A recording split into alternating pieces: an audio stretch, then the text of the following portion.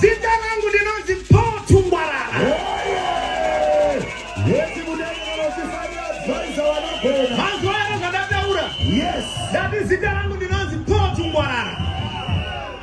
Mese munozviziva mese imi.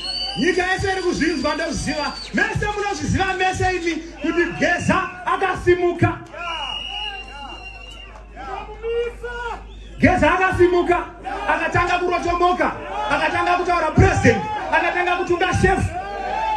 Ndakanga ndiri ku South Africa. Ndichiona achitukirira. Tachangobva kutanga nyaya dzedu dzema-empowerment. Ndobva Geza atanga kutukirira vanhu. Vanhu vazhinji vakapinda mubako. Mbwende dzikapinda mubako.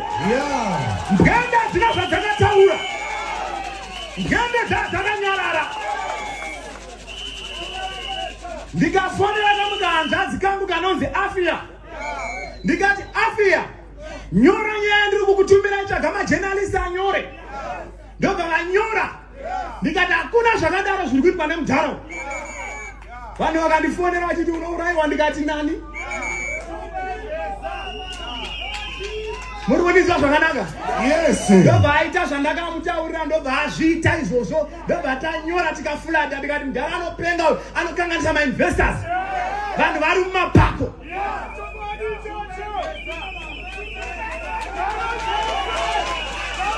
Vaunanga kwawoye. Musati dene varume, musati dene, tinozobuda pachena sezvinhu. Tozokuudzai chokwadi chaicho chaicho. Vanhu vese vanga vazhinji vanga vakahwanda mumapako. Ndakasumudza foni, inzwai ime, ndinzwai mushe. Ndakasumudza foni ndikafonera VP. Ndikavati, nhai VP, munhu ari kufona munomuziva here? Ndikati handimuziva munhu akadaro uya, ndina kana chekuita naye. Asi vanhu vanga vachimuloka mastriti vachinyepera kuti hanzi munhu waVP ndezvekunyepa zviyezvi. Wari kufara yeti mudenga uko.